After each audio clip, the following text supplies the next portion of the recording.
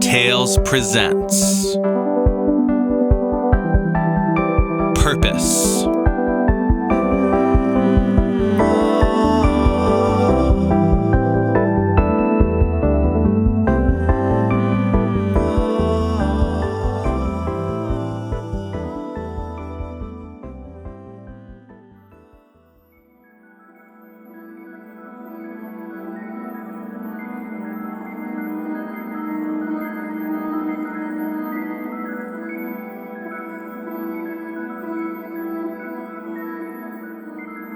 The meaning of life woke one day and remembered her name. She stretched and yawned and realized they had probably been looking for her. Like a heralding angel, she prepared to announce her name.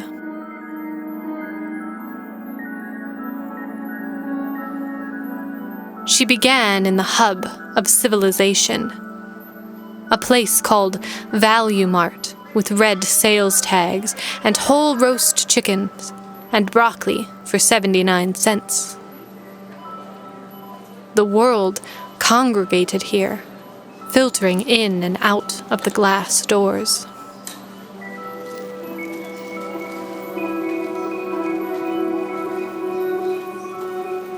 An elderly woman was examining the shelves, a basket at her side. The meaning of life approached her and extended a hand. "Greetings. My name is... Do you have this in a smaller size?" the elderly woman asked, poking a 25-pound bag of rolled oats. The meaning of life looked between her and the oats. I couldn't say. That is not my purpose." "Oh, I'm sorry," the elderly woman said, finally looking at her. "I thought you worked here." "I don't, but I would like to help you." "That's all right, dear. Thanks all the same." She picked up her basket.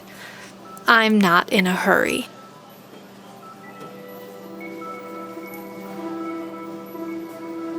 No one else showed any more interest than the old woman had. They hurried by, laughing, arguing, pushing carts, quieting babies. In a hurry, taking their time, moving from an unknown origin to an unknown destination. She fled the whirling chaos of the Value Mart to the world outside.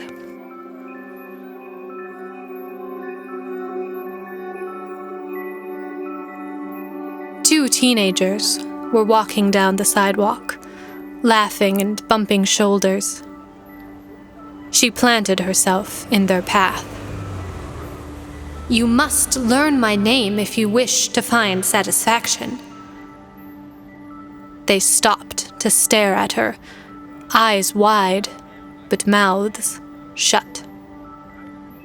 "Do you not crave a purpose?" she asked, throwing her hands up. They exchanged an uneasy glance before one nudged the other, and they cut across the grass to the parking lot of the Value Mart.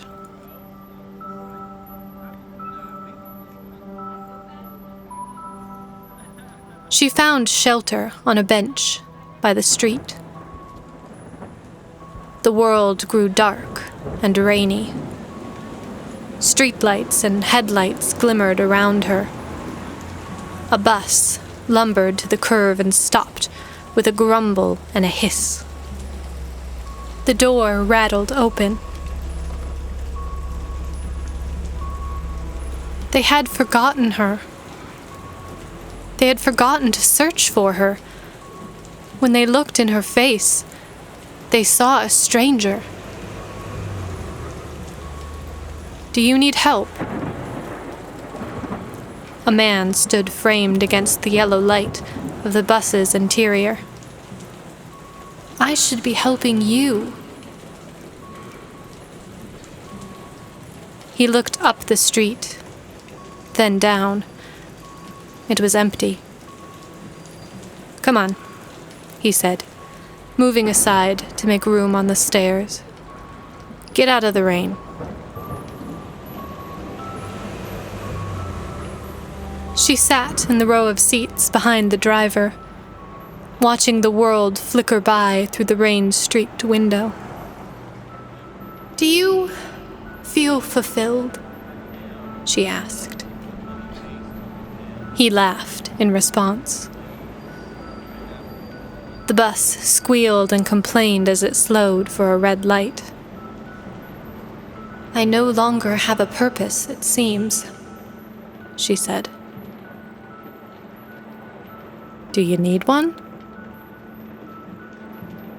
She considered this. Without a purpose, she was useless. Or perhaps things were only useless if they had a purpose they weren't fulfilling. But she couldn't be useless if she didn't have a purpose to not fulfill, could she? Her head was starting to hurt. "I paint on the weekends," the driver said. "Nothing great, but I enjoy it. Maybe you need something like that." He glanced up into the large mirror mounted on the ceiling. "What's your name?" She was silent for a moment. "What do you think it is?" He peered at her reflection.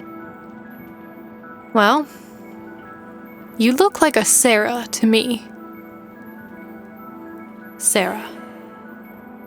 She smiled to herself.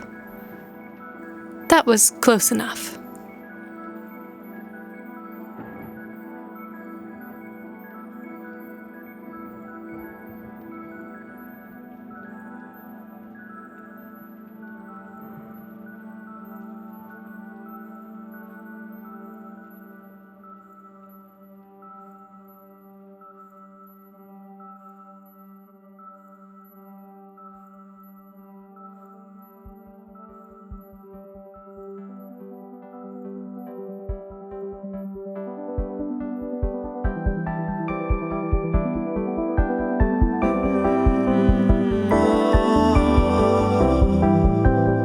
Today's episode of Tiny Tales was written and narrated by R.E. Rule.